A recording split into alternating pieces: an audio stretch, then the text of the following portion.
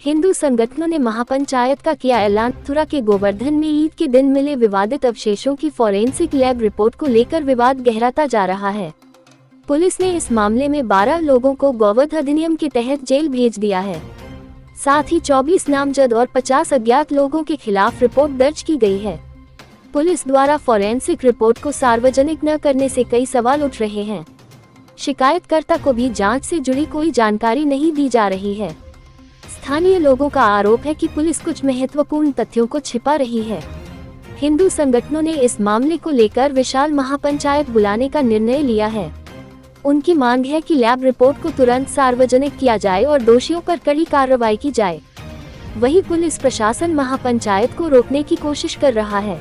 क्षेत्र में शांति व्यवस्था बनाए रखने के लिए पुलिस हिंदू संगठनों के प्रतिनिधियों से संपर्क कर रही है। उन्हें समझाने का प्रयास किया जा रहा है। पुलिस का कहना है कि जांच प्रक्रिया चल रही है और उचित समय पर सभी तथ्य सामने आएंगे।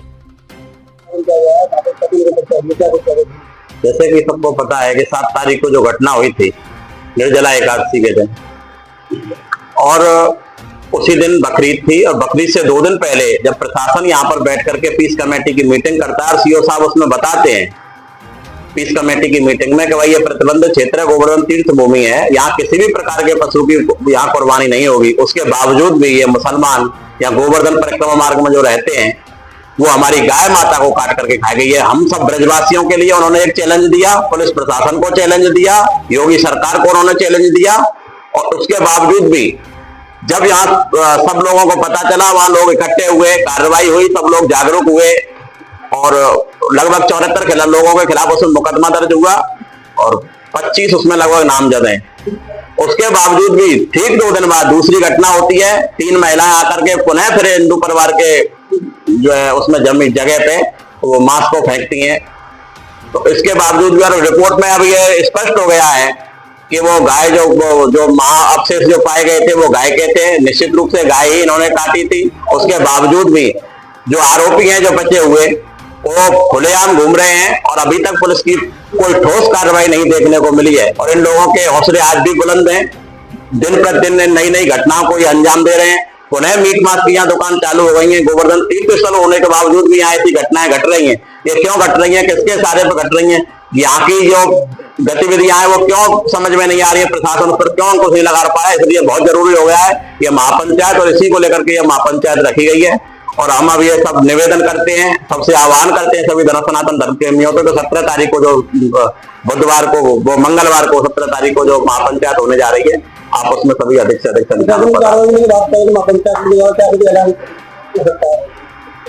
महापंचायत ये इसीलिए है कि गोवर्धन तीर्थ स्थल होने के बावजूद भी यहाँ ऐसी घटनाएं क्यों हैं, किसके इशारे पर है, इन पे अब तक कार्रवाई यहाँ क्यों नहीं हुई है।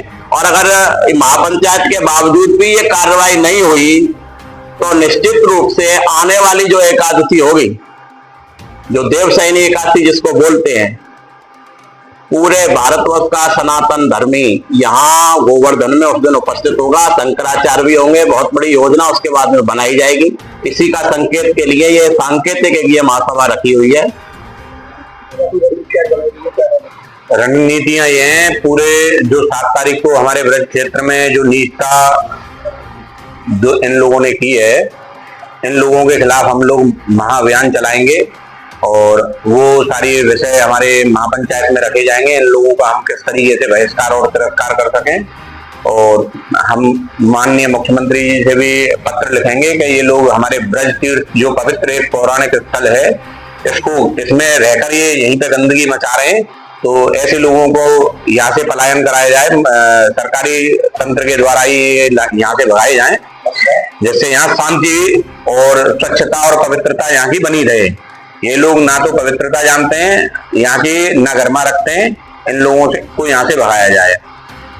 महापंचायत जो हम लोग रख रहे हैं, इसके लिए सभी भारत देश के जितने भी हिंदू युवा हैं, हमारे जितने भी क्रांतिकारी हैं, गौरक्षक हैं, संत समाज है, भागवताचार्य हैं, सभी से हमारा करबद्ध निवेदन है कि ज्यादा से ज्यादा संख्या में आप लोग यहाँ आइए। अगर गाय ब्रज में सुरक्षित नहीं है तो देश में कहीं भी सुरक्षित नहीं है।